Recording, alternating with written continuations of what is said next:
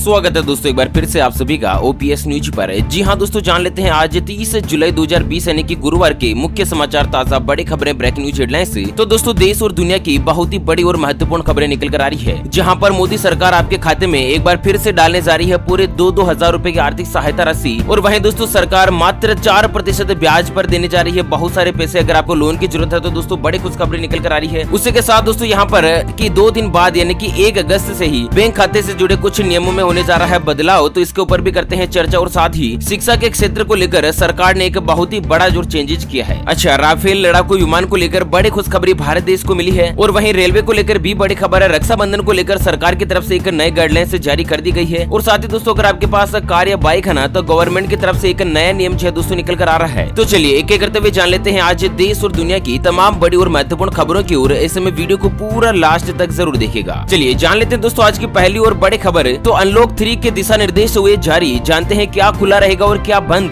तो दोस्तों यहाँ पर लॉकडाउन के बाद सरकार की तरफ से अनलॉक लागू किया गया था, जो कि दोस्तों 1 अगस्त से ही लागू होने जा रहा है। तो 1 अगस्त से सरकार की तरफ से एक नए दिशा निर्देश जारी किए हैं, जिसके अंतर्गत क्या खुले रहेंगे और क्या बंद रहेंगे ना। तो आपको बता दें स्कूल, कॉलेज और अन्य शिक्षण संस्थान 31 अगस्त 2020 तक बंद रहेंगे। यही नहीं दोस्तों, metro rail, cinema hall, swimming pool, theatre, bar, auditorium, entertainment park को खोलने की अनुमति इस बार भी नहीं दी गई है। कंटेनमेंट जोन में पूर्व की तरह ही दोस्तों लॉकडाउन जारी रहेगा। और जहां पर सामाजिक, धार्मिक, राजनीतिक, सांस्कृतिक या फिर मनोरंजन से जुड़े आयोजन, रैलियां और दोस्तों सामाजिक जो कार्यक्रम होते हैं ना, उनके ऊपर पाबंदी रहेगी जिनमें भीड़ जमा होती है। अच्छा, किन किन चीजों की इजाजत मिल चुकी है? तो सरकार की ओर से जारी की गई नई गाइडलाइंस में जो दोस्तों रात्रिकालीन कर्फ्यू लगाया गया था, यानी कि रात के समय जो कर्फ्यू लगा हुआ था उसे हटा दिया गया है। अब रात में लोगों के आवागमन पर पाबंदी नहीं रहेगी। और वहीं 5 अगस्त से ही योग संस्थान और जिम वगैरह खोलने की मंजूरी दे दी गई है। हालांकि इस दौरान सोशल डिस्टेंस का पालन करना जरूरी रहेगा। और वहीं स्वतंत्रता दिवस जो कि 15 अगस्त को मनाया जाएगा, उस दौरान सांस्कृतिक कार्यक्रम की सरकार की तरफ से मंजूरी मिल चुकी है। हालांकि इसमें दोस्तों सोशल डिस्टेंस का पालन करना जरूरी रहेगा। तो इस तरह से कुछ नए चेंजेस वगैरह किए गए हैं गवर्नमेंट की तरफ से अनलॉक 3 को लेकर। इसके लिए दोस्तों एक नया वीडियो हम बनाएंगे जो कि डिटेल के साथ है, जहां पर दोस्तों आप दिन में देख पाएंगे कि क्या खुला रहेगा और क्या बंद रहेगा डिटेल के साथ। चलिए फिलहाल अगली खबर है, राफेल लड़ाकू विमान भारत में उतरा, चाइना से तनाव के बीच ताकतवर हुई देश की सेना। जी हाँ, आधुनिक लड़ाकू जेट राफेल बुधवार को भारत पहुंच गया है। 5 लड़ाकू रफाल विमानों ने खुशगवार मौसम के बीच अंबाला एयरफोर्स पर 3:10 पर लैंडिंग की है। और चाइना से तनाव के बीच भारत की सेना इससे और भी ज्यादा ताकतवर हो चुकी है। आपको बता दें दोस्तों कि राफेल की जो गति है ना, वो लगभग 2450 किलोमीटर प्रति घंटे की है। और साथ ही इसका जो रेंज है वो 3700 किलोमीटर है। और ये जो विमान है ना, वो अकेला 15000 किलो हथियार को दोस्तों ढो सकता है। और दोस्तों इतना मजबूत विमान है ना, जिसकी मारक क्षमता 600 किलोमीटर है, यानी कि दोस्तों अपने स्थान से 600 किलोमीटर तक ये जो विमान है ना, वो दुश्मन देश में लक्ष्य भेद सकता है। तो भारत देश की सेना जो है वो दोस्तों इतनी ज्यादा मजबूत हो चुकी है, अब दुनिया के तमाम बड़े और विकसित देशों में भारत देश का नाम सामने आने लगा है। दोस्तों आप भी ज्यादा से ज्यादा संख्या में वीडियो के नीचे कमेंट बॉक्स में जय हिंद और जय हिंदुस्तान अवश्य लिखिएगा।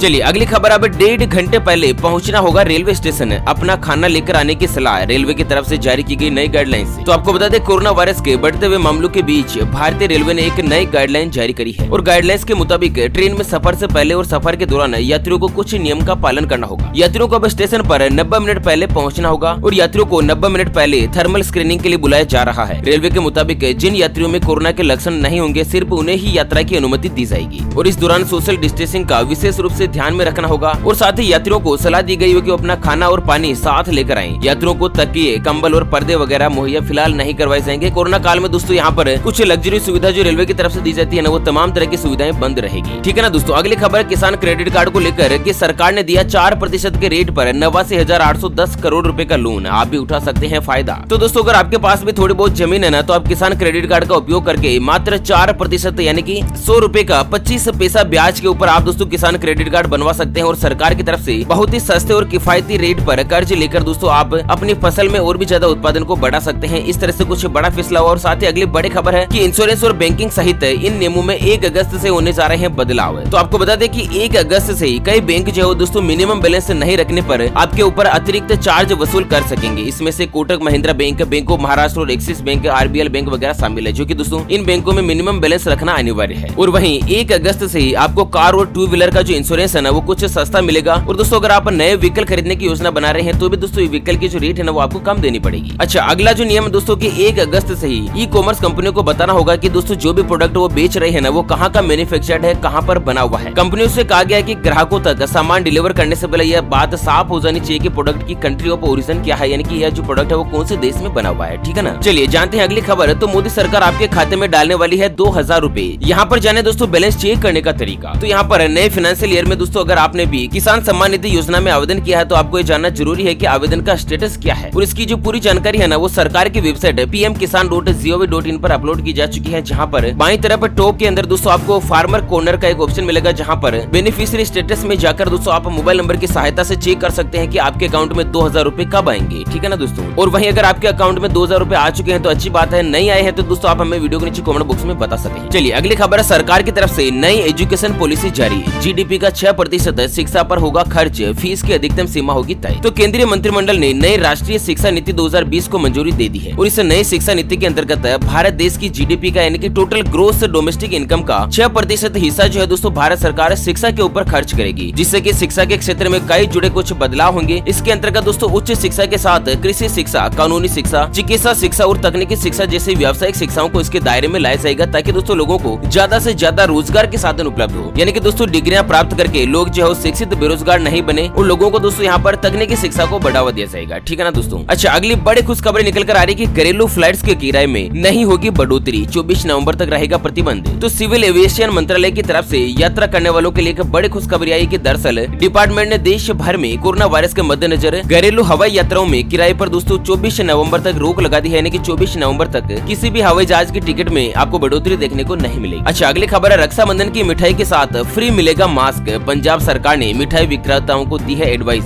तो दोस्तों पंजाब के मुख्यमंत्री ने 2 अगस्त को मिठाई की दुकान खोले जाने की घोषणा के 4 दिन बाद यह अपील की है कि दोस्तों यहाँ पर सरकार की तरफ से एक ताजा बयान जारी किया है, जिसके अंतर्गत बताया गया है कि अपने जिले में मिठाई दुकानदारों को ग्राहकों को मिठाई की खरीद पर 1 जोड़ी मास्क बिल्कुल फ्री देने की सलाह दी। यानी कि दोस्तों अगर आप किसी भी दुकान से मिठाई खरीदेंगे ना तो वहाँ से आपको 1 जोड़ी मास्क जो है वो पूरी तरह से फ्री मिलेगा। चलिए अगली खबर है 15 अगस्त को लेकर कि सरकार का बड़ा फैसला, आर्मी अधिकारियों को समारोह तक किया जाएगा क्वारंटाइन। तो 15 अगस्त परेड में शामिल होने वाले Indian army, Indian air force, Indian navy और दिल्ली पुलिस के सभी अधिकारी सहित उनके driver, operator, cook, parade trainer आदि स्टाफ को 15 अगस्त तक के लिए क्वारंटाइन कर दिया गया है, जिससे कि दोस्तों कोरोना वायरस जो है वो दोस्तों यहाँ पर देश के स्वतंत्रता समारोह के जिस सामाजिक कार्यक्रम में नहीं फैले, इसको लेकर सरकार की तरफ से एक अग्रिम व्यवस्था की गई है। चलिए जानते हैं दोस्तों अगली बड़ी खबर है, लेकिन उससे पहले एक नजर डालते हैं आज के माइंड क्विज यानी कि गिवे वाले सवाल की तरफ। तो दोस्तों आज का माइंड क्विज वाला सवाल आप स्क्रीन पर देख पा रहे हैं। भगवान श्री राम के 14 साल के वनवास के दौरान उनके साथ और कौन कौन गए थे? जी हाँ दोस्तों, दोबारा सुन लीजिएगा कि भगवान श्री राम को जो वनवास हुआ था ना वो भगवान जी के साथ दोस्तों और कौन कौन गए थे। तो फटाफट से लिखना है क्वेश्चंस का आंसर वीडियो के नीचे कमेंट बॉक्स में, और दोस्तों सही जवाब देने वाले किसी एक कमेंट्स को सेलेक्ट किया जाएगा हमारी ओपीएस न्यूज टीम की तरफ से और उन्हें दिया जाएगा एक वीवो कंपनी का शानदार स्मार्ट ईयरफोन। जी हाँ दोस्तों, ये जो ईयरफोन इतनी शानदार क्वालिटी का है दोस्तों, यहाँ पर अगर आप इससे म्यूजिक सुनेंगे ना तो आप अपने आप को बिल्कुल अलग ही दुनिया में महसूस करवाएंगे।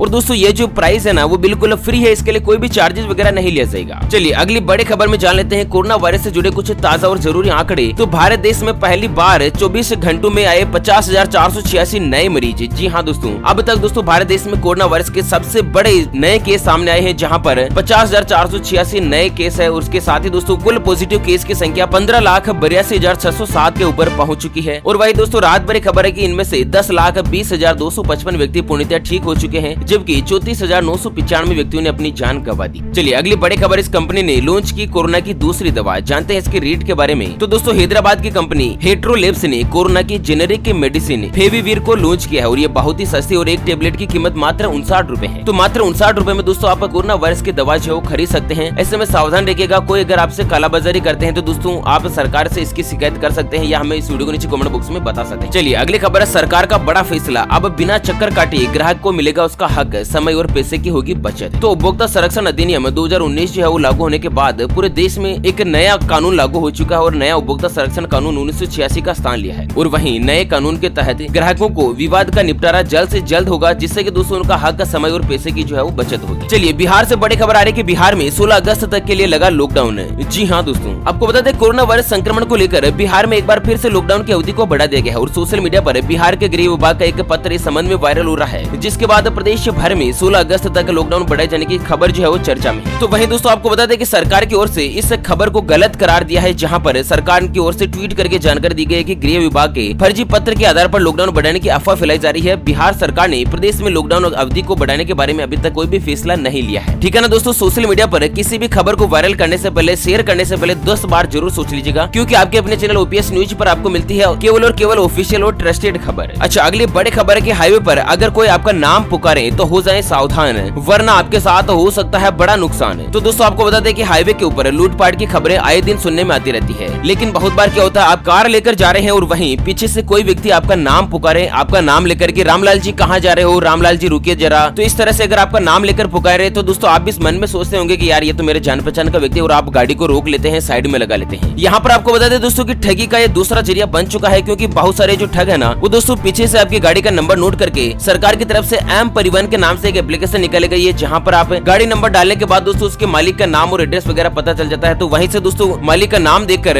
नाम पुकार कर दोस्तों यहाँ पर ठगी की वारदात को अंजाम देते हैं, लोगों की गाड़ियों को रुकवा देते हैं। तो ऐसे में सावधान रखिएगा, सुनसान सड़क पर अनजान व्यक्ति अगर आपका नाम पुकार कर आपको रुकवाता है तो भूल कर भी गाड़ी को ना रोके। सरकार की तरफ से ऑफिशियली इस तरह की एडवाइस जारी हुई है। और वहीं बिहार से बड़ी खबर है कि 28,42,000 राशन कार्ड बिल्कुल हुए फर्जी, ऐसे हुआ मामले का खुलासा। तो देश में कोरोना के चलते लॉकडाउन होने के बाद केंद्र सरकार ने गरीबों को फ्री अनाज देने का ऐलान किया, और पहले गरीबों को ये लाभ जून महीने तक ही दिया जाना था, लेकिन बाद में हालात को देखते हुए इसे नवंबर तक बढ़ा दिया गया। खास करके दोस्तों बिहार में जो भी कोरोना और बाढ़ की जो वारदात हुई है ना, उसके तरफ से दोस्तों यहाँ पर सरकार की ओर से जो राहत सामग्री दी गई है, जिसके अनुसार अब 28,42,000 राशन कार्ड बिल्कुल फर्जी बन चुके हैं। लोग सरकार की इस राहत का जो फायदा है ना, वो दोस्तों गलत तरीके से उठा रहे हैं। तो सरकार की तरफ से बड़ा खुलासा हुआ है, जिसके अंतर्गत 28 लाख राशन कार्ड को दोस्तों फर्जी करार करके उनको निरस्त किया गया है। चलिए अगली खबर है, कंप्यूटर बाबा के खिलाफ एक्शन में आई शिवराज सरकार, आश्रम को गिराने की तैयारी शुरू। तो दोस्तों मध्य प्रदेश की शिवराज सरकार के खिलाफ प्रदेश में लोकतंत्र बचाओ यात्रा निकालने वाले कंप्यूटर बाबा पर एक्शन की तैयारी शुरू हो चुकी है, और इसको लेकर प्रशासन ने उनके आश्रम को नापना शुरू कर दिया। कई जिलों में उनके आश्रम बताए जा रहे हैं, और दोस्तों 2 आश्रम की वीडियोग्राफी कर नापती की गई है, और आश्रम जो फर्जी पाए गए हैं उनको गिराने की जो तैयारी है ना, वो सरकार की तरफ से शुरू कर दी गई। और वहीं अयोध्या राम मंदिर को लेकर बड़ी खबर है कि मंदिर के भूमि पूजन की तैयारियों के बीच मस्जिद निर्माण के लिए हुआ ट्रस्ट का गठन। तो मंदिर निर्माण की तर्ज पर कल बुधवार को अयोध्या में मस्जिद निर्माण के लिए Indo Islamic cultural foundation trust के नाम से एक ट्रस्ट का गठन हुआ है, जो कि दोस्तों मंदिर का निर्माण कार्य देखेगा। ठीक है फ्रेंड्स, इसी के साथ आज के मुख्य समाचार, ताजा बड़े खबरें, ब्रेकिंग न्यूज हेडलाइंस के इस अपडेट वीडियो को फिलहाल यहीं पर देते हैं विराम। वीडियो को लाइक कीजिएगा, शेयर कीजिएगा दोस्तों अपने मित्रों के साथ फेसबुक और व्हाट्सएप के ग्रुप में, और हाँ दोस्तों चैनल को सब्सक्राइब नहीं किया तो फटाफट से कर लीजिएगा। अच्छा, फिर मिलेंगे एक और नई और काम की खबर के साथ, तब तक के लिए जय हिंद, जय भारत।